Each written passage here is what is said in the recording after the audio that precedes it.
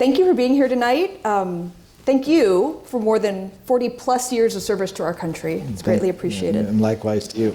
You've written a really extraordinary book. It's part memoir, part spy novel, part foreign policy textbook. So I guess the first question is, what made you write this book? So three things. One, I felt I had a duty to history. I was fortunate enough to participate in three major historical events. As mentioned in the introduction, the covert action program to defeat the Soviets in Afghanistan in the Cold War, and then our campaigns against al-Qa'ida worldwide, and then the operation that killed Osama bin Laden.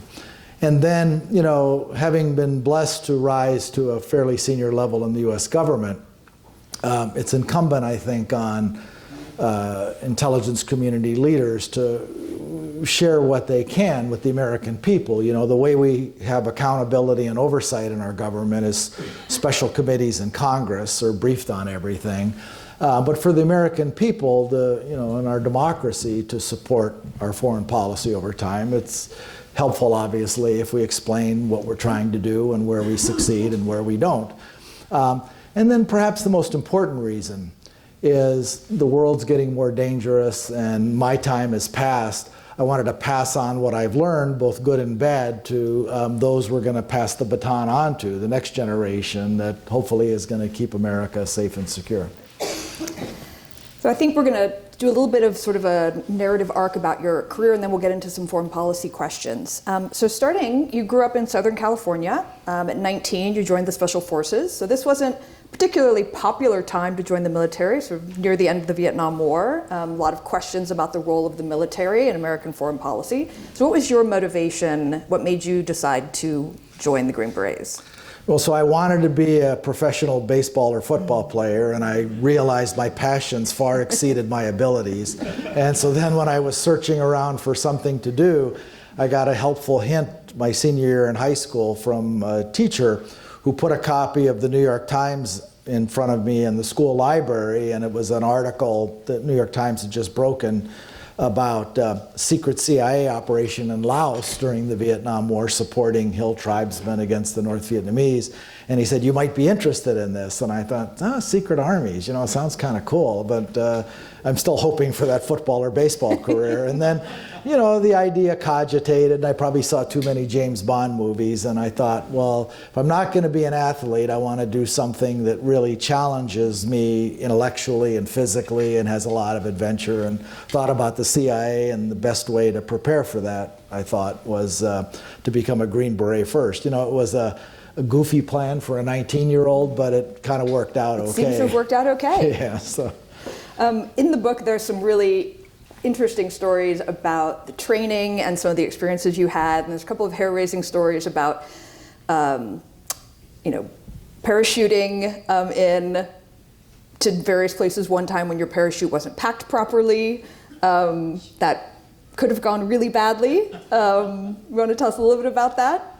Yeah, so for parachuting in the Special Forces, we do it two ways. If we want to fly under the radar, we can jump out and have a static line, 15-foot cord basically open our chute for us, and then we hit the ground.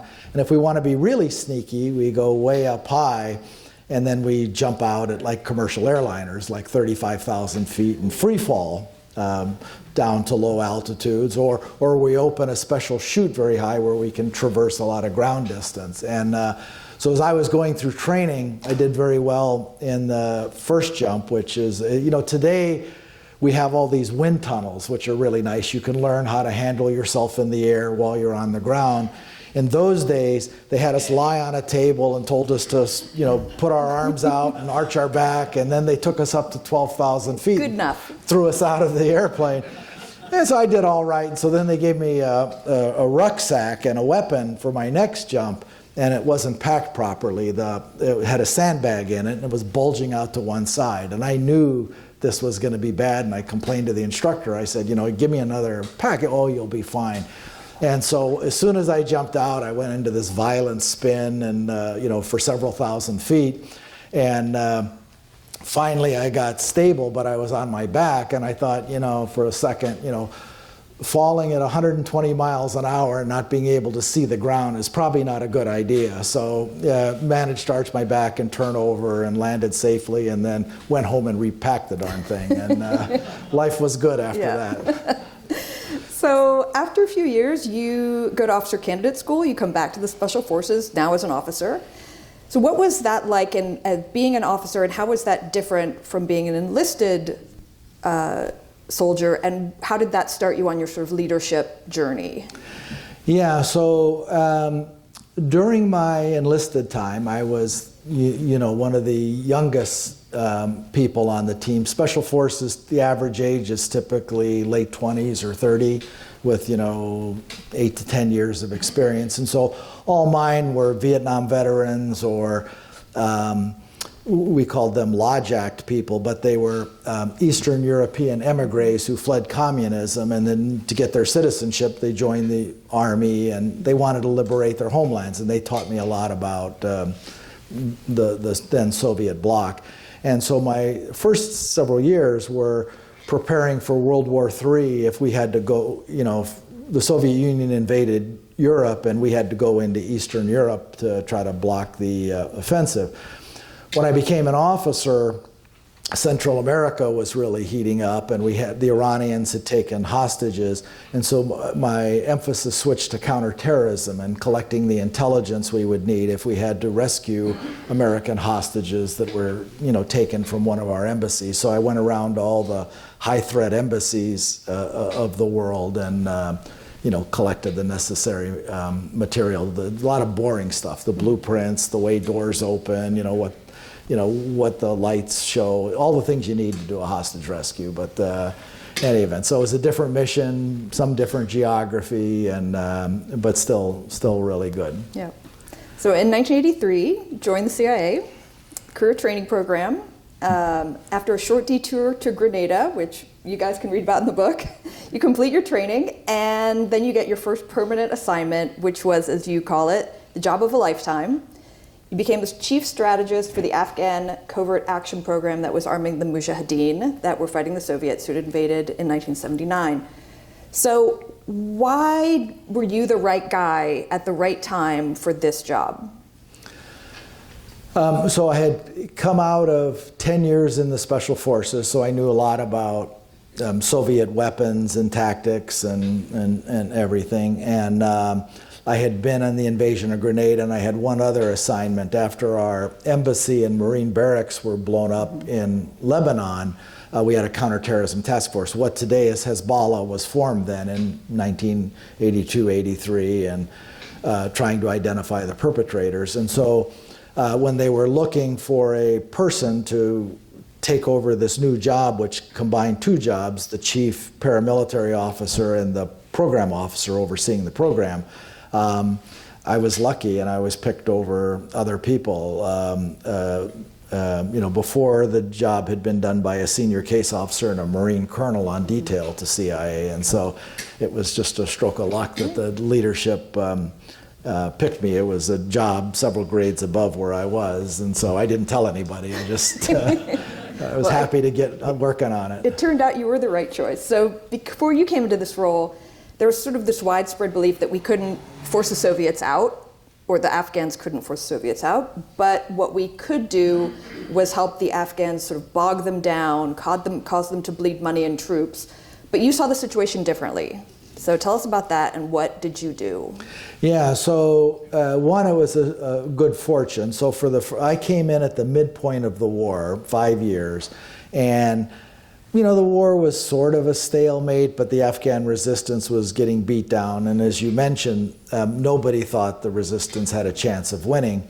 And then this Texas congressman, Charlie Wilson of the movie fame, got passionate about the cause, and he quadrupled CIA's budget. And CIA had asked for a 10% budget increase for the program that year, and they got a 300% increase right when I show up. And I can assure you this doesn't happen every day in government, that Congress dumps all this money on you. And so I started thinking, well, we're not just going to do 4 times as much of the same thing. What can we do differently?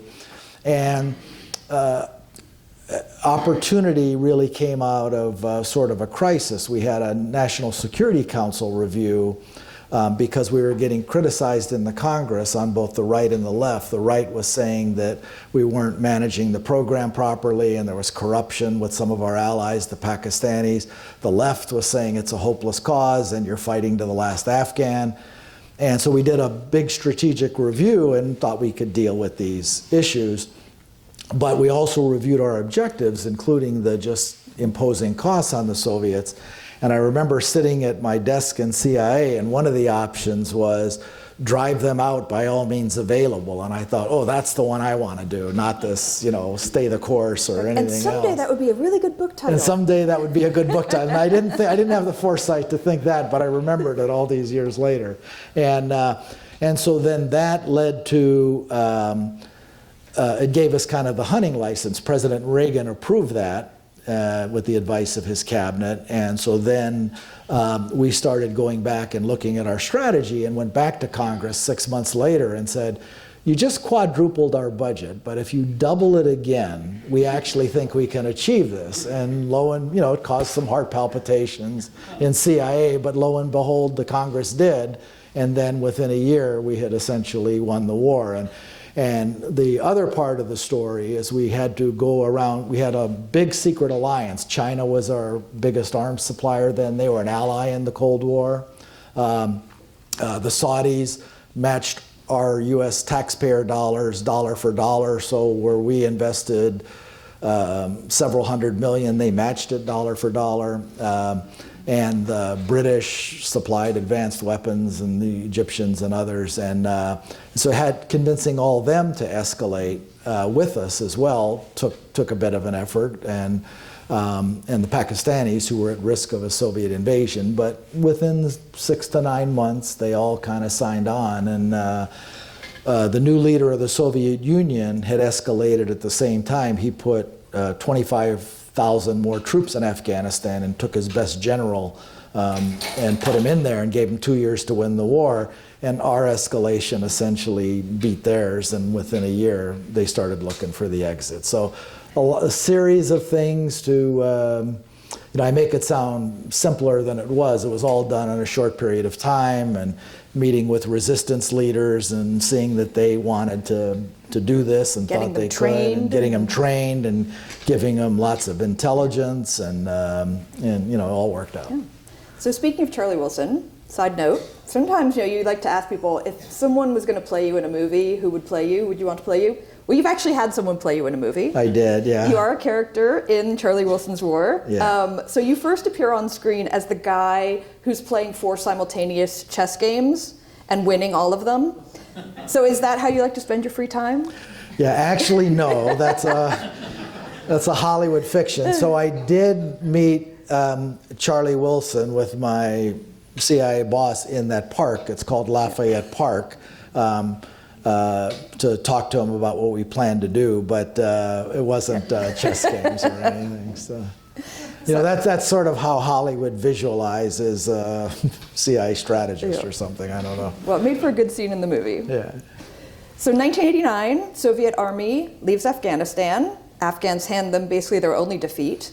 And this is often cited as really one of the most significant factors that contributed to the dissolution of the Soviet Union and ending of the Cold War. Do you agree?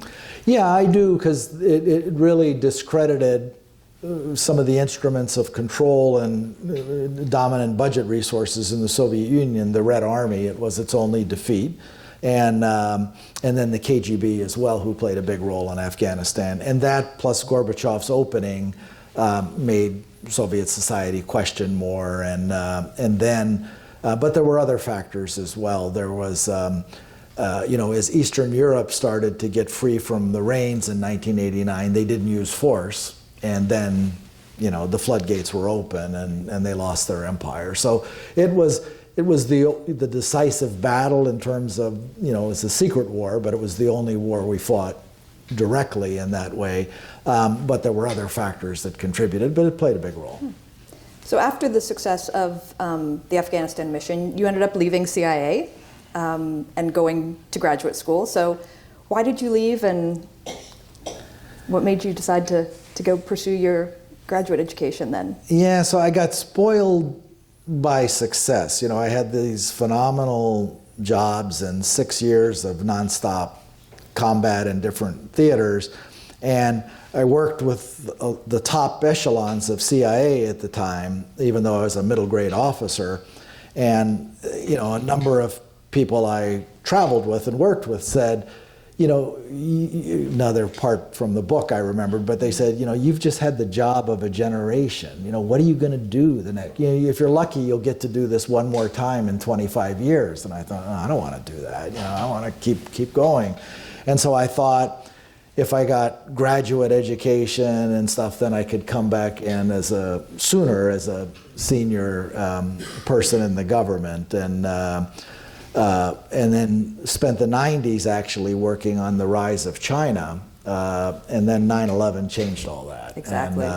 And so then was brought back in as a senior policymaker, after that. Right. So you come back into government in the George W. Bush administration in DOD, and you stay on through the Obama administration, one of the few who was asked to stay. So we said this is post 9/11, so obviously the U.S. foreign policy landscape has changed quite a bit.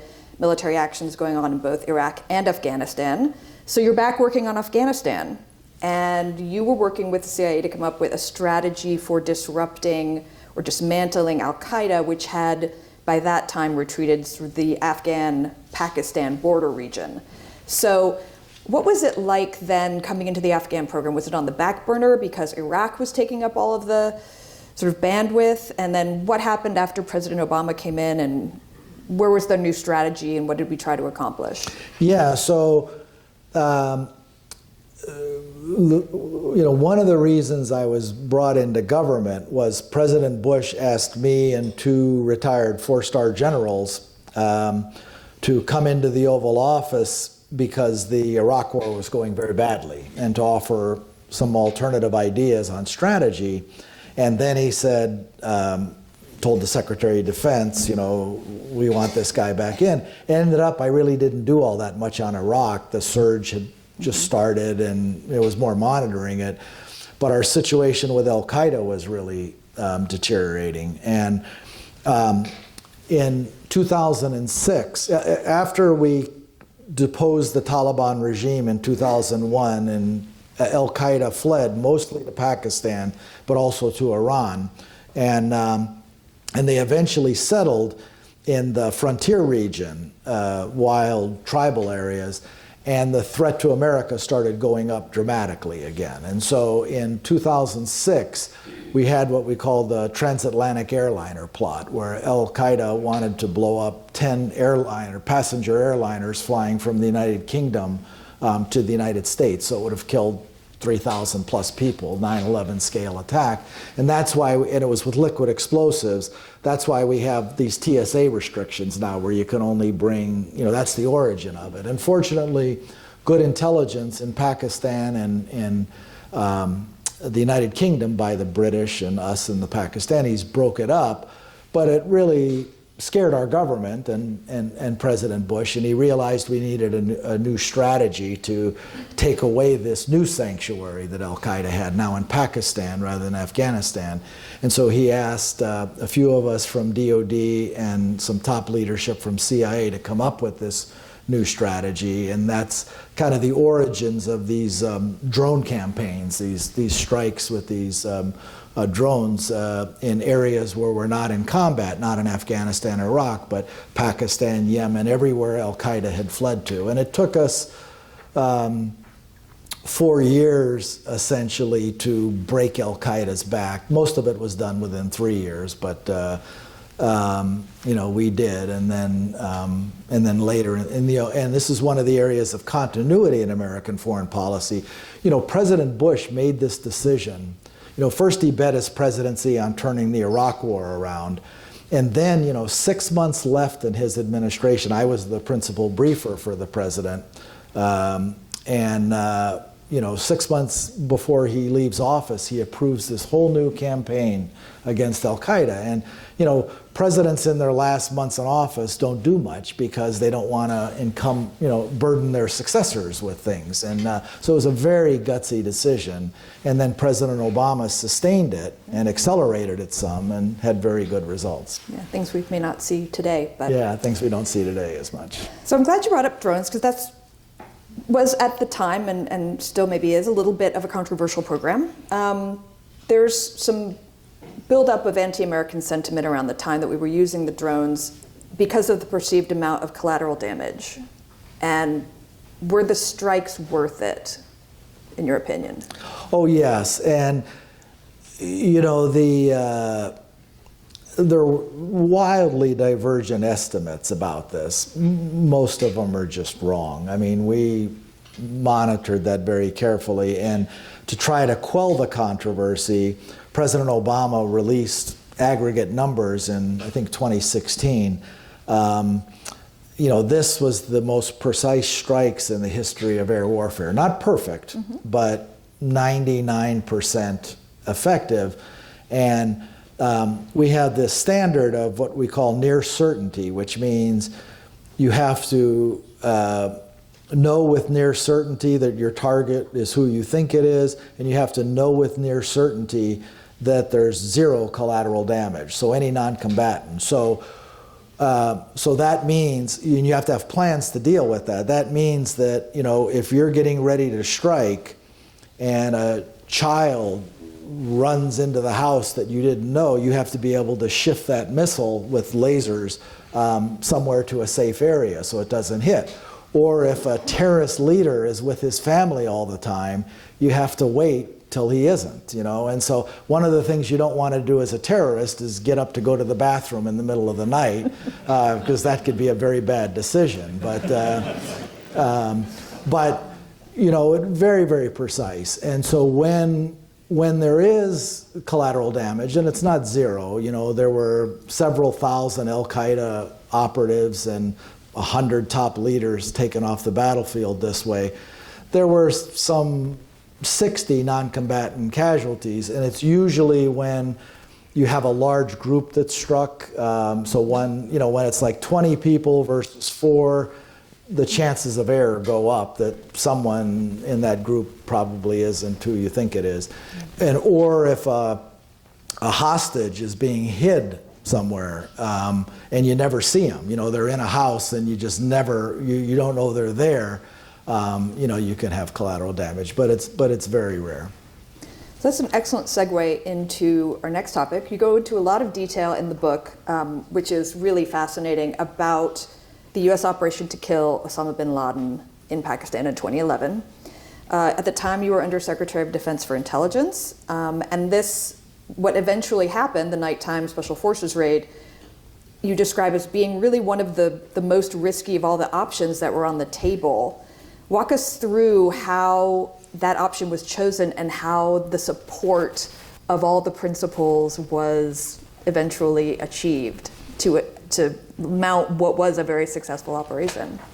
So finding bin Laden took 9 years, and it was one of the greatest intelligence operations in history. It was a team of effort, and CIA women really led the way in this, a number of them. And, it was getting, we tried 3 different strategies.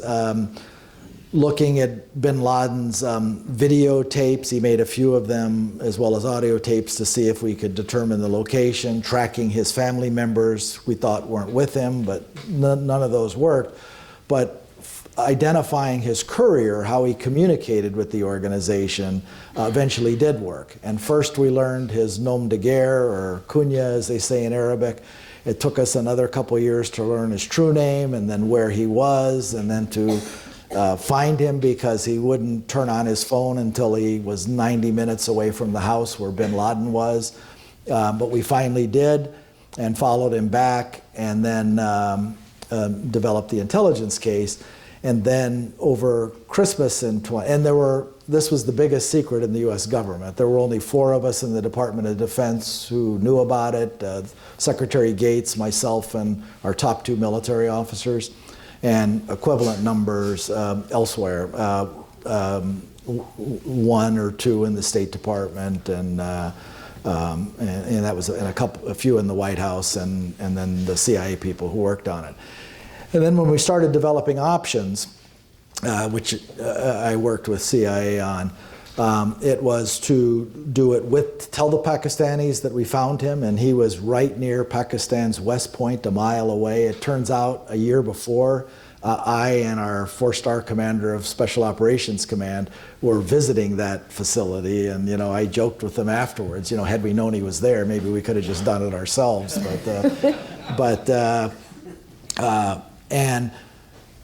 And airstrikes and ground raids of various kinds. And initially, everybody favored a stealth bomber that would bomb this compound, but it would kill. There were bin Laden, the 2 couriers, and a son, so there were 4 males there, but 23 people. The rest were women and children. And so you would kill all them, plus neighbors, and so that was rejected. And then there was a drone strike option. And then President Obama said, we can't really trust the Pakistanis, and so if we do this, we're going to do it unilaterally. And so eventually that led to the SEAL raid. And we refined the plan to make it as foolproof as we could and flexible with contingencies. But even in the final decisions, several of President Obama's advisors recommended either going with a drone strike option, which was very risky. Bin Laden occasionally would walk around a garden in the house. They never left the house at all. They had no internet. They burned their trash. The kids didn't go to school. It was very weird. But several decided, and then others voted to just wait till we had even better intelligence. We had a lot of circumstantial evidence that bin Laden was there, but not definitive proof. And President Obama decided that, if there's a 50% chance that he's there, the American people would expect us to do this, and so we did.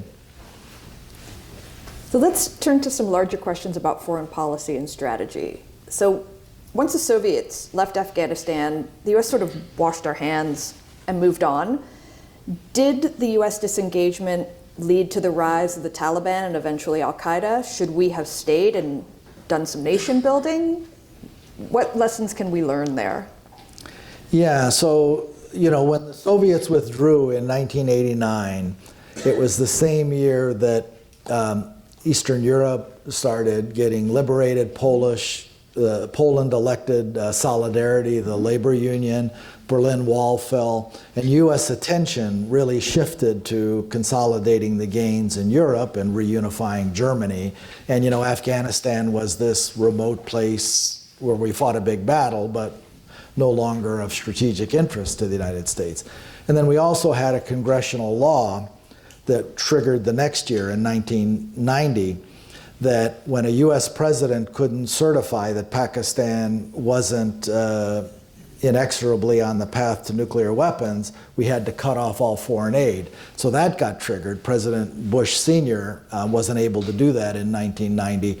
And so we completely disengaged from the region for 12 years. And Afghanistan went into a horrible civil war. And then eventually in 96, the Taliban took over, brought in al-Qa'ida, and while some in the U.S. government, the CIA, recognized the growing threat that al-Qa'ida posed that was different from previous terrorism, we didn't, we were still stuck in the framework that, okay, they blow something up, but it's not big scale, and it doesn't require a war, it requires a response. So we did one cruise missile strike in Afghanistan after they blew up our embassies in East Africa, but it wasn't enough. And had we known, what was going to happen on 9/11, we would have done what we did after 9/11, but we didn't. So.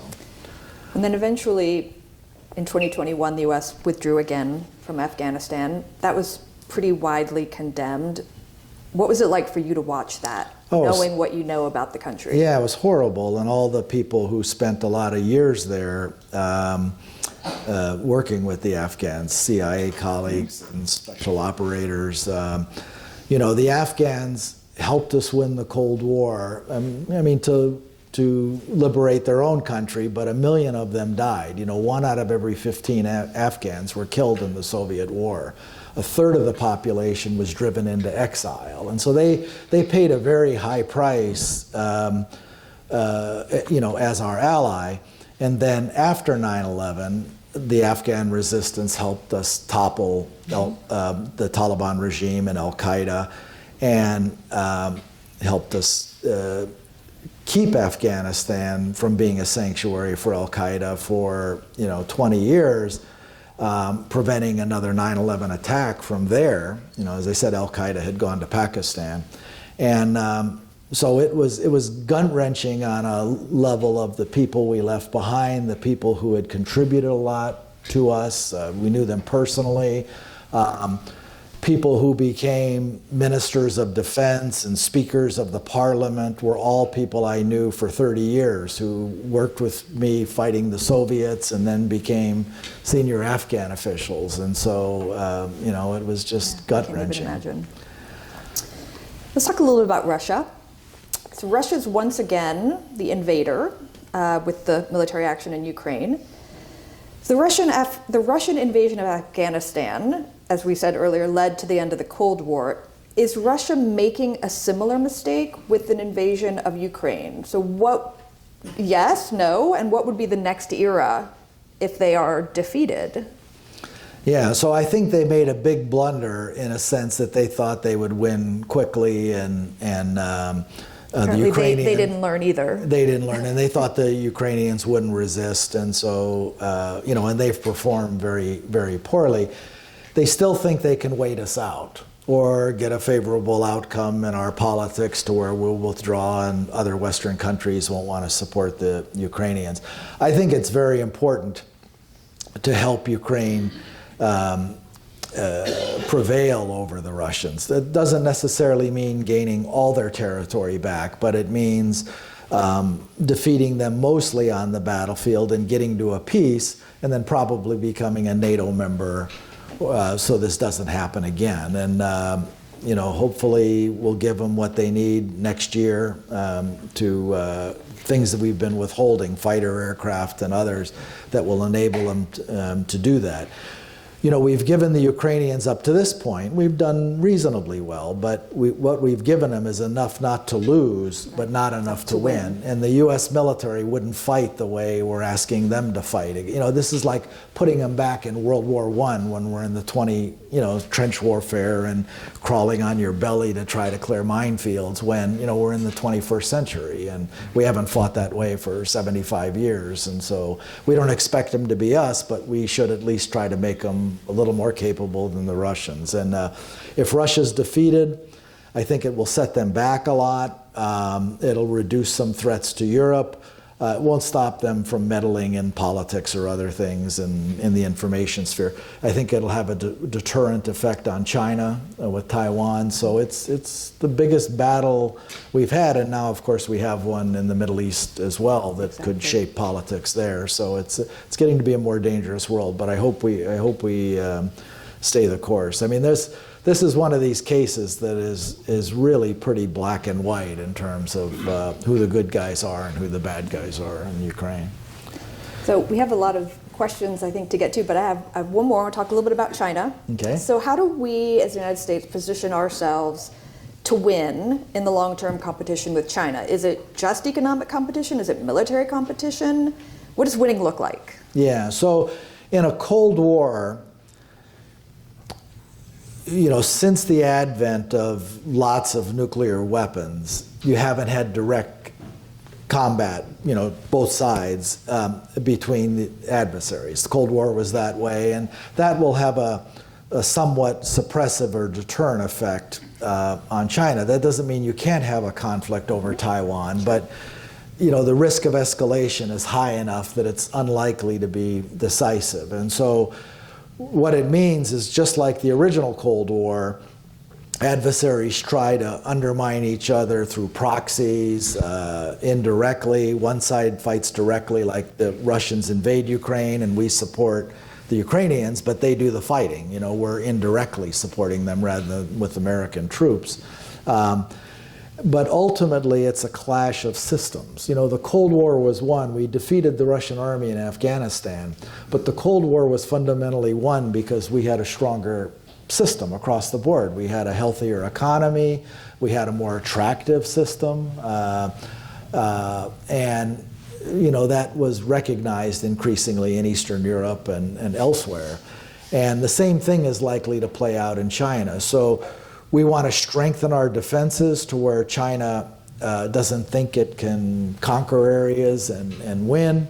But if you do that and you deter conflict, you still have to, you know, you haven't won the broader competition. It's still that systems competition of influence and the economy and the technology arms race and things like artificial intelligence that, you know, and quantum computing and synthetic biology and others.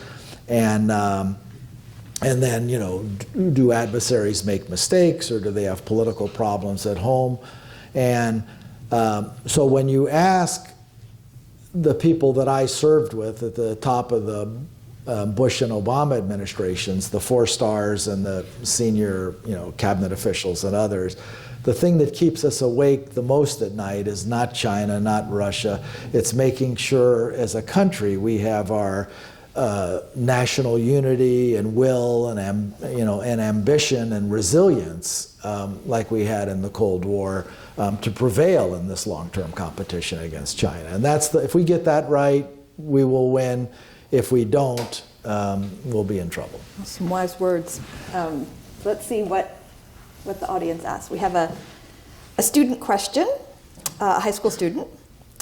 Says, how do you shift thousands of weapons and conduct training without en masse, without the Soviets knowing or intercepting them in Afghanistan? Or how did you?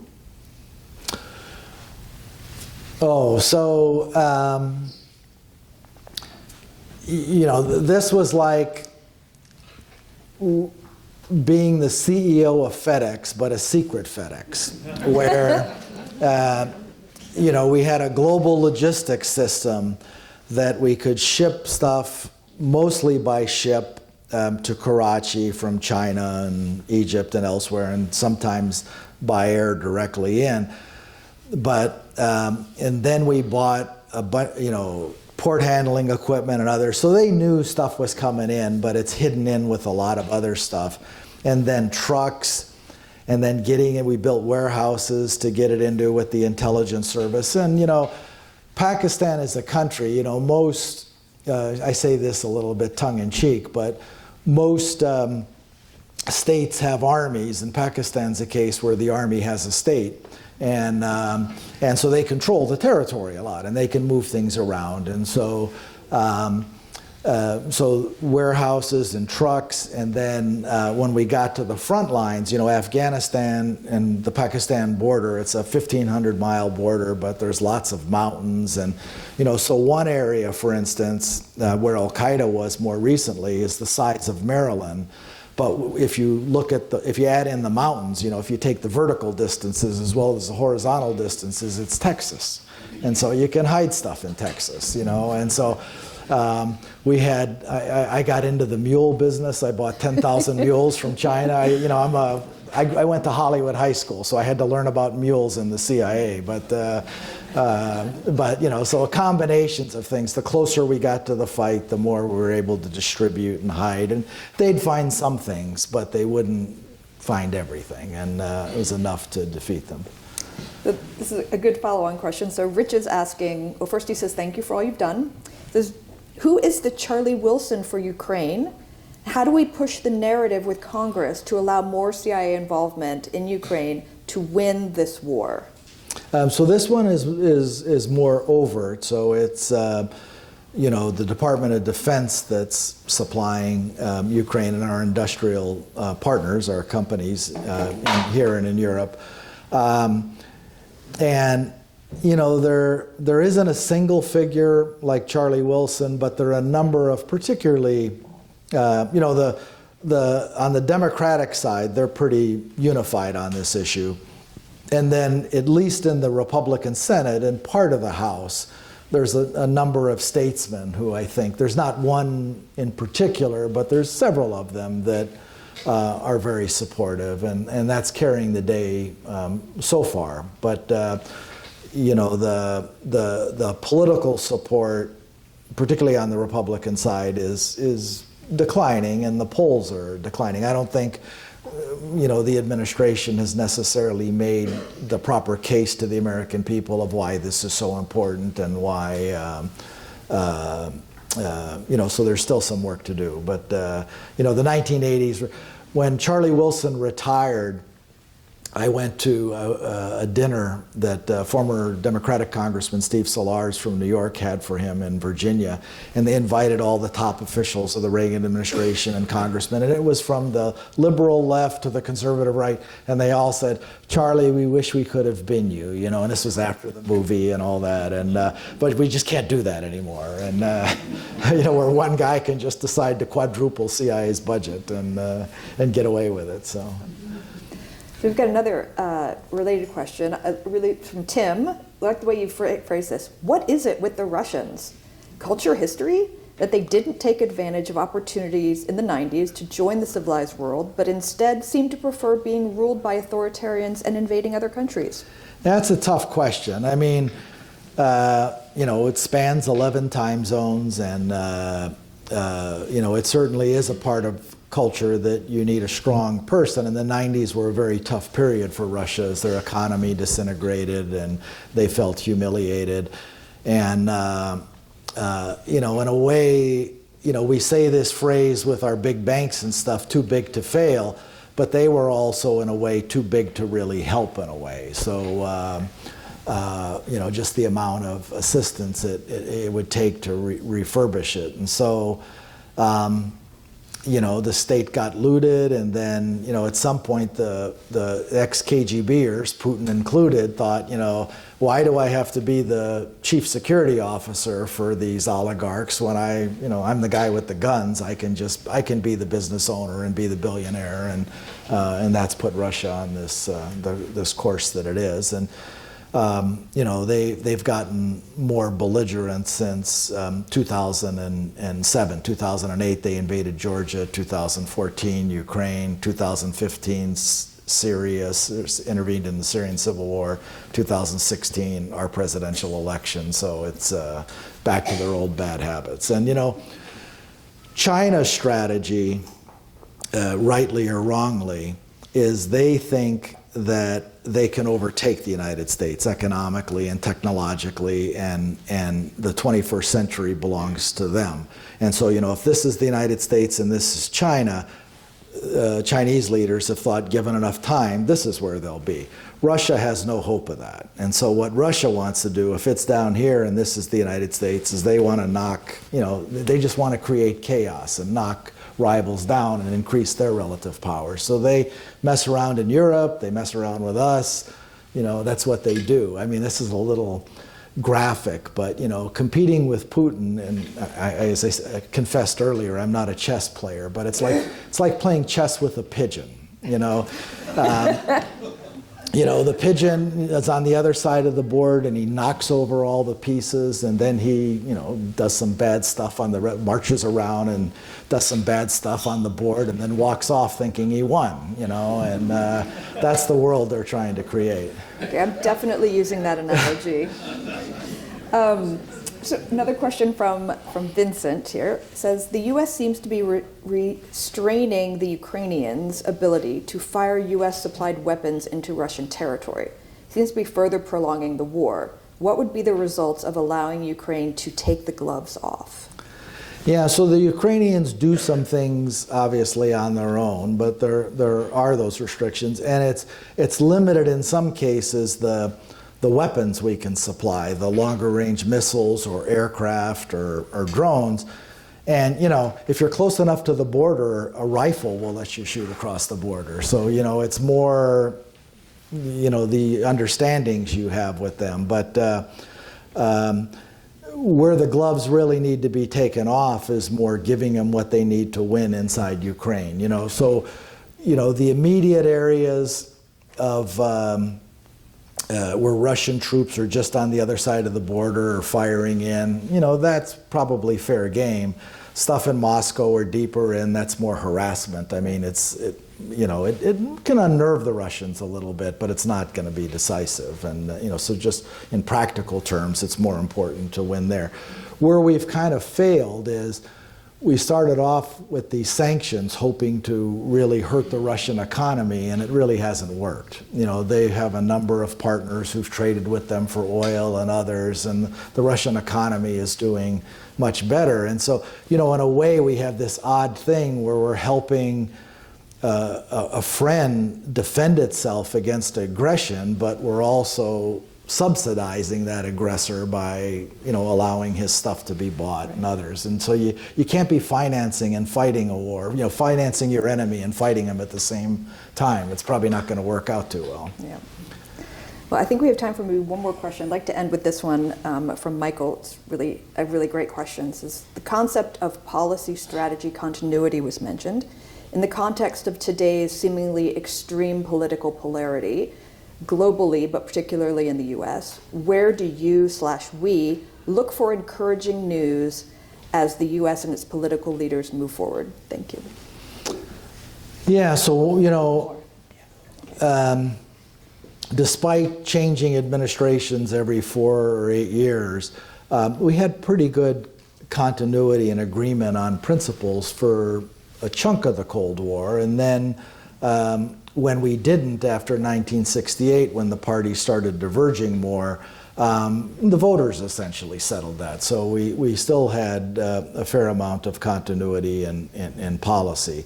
And, that's obviously eroded the past decade or so. And, that's what we need to get a measure of it back. Now, whether it takes a crisis event to do that, whether it takes new political leaders on both sides, or the incentive structures, I don't know. It's not my area of expertise. But as I said, it's what bothers me the most is, we ought to be able to disagree about economic policy or certain elements of foreign policy, but there ought to be like a Venn diagram. There ought to be areas where all Americans agree. And it's a sad state of affairs when you think your biggest enemy in the world is another American rather than some foreign enemy. And so, if I could wish for one thing, that's what I wish for. We have enormous strengths as a country. I mean, I wouldn't trade places with anyone, but we've got some mending to do here at home. Agreed. Well, I think that's a wonderful note to end on. Thank you for being with us tonight. Thank you all.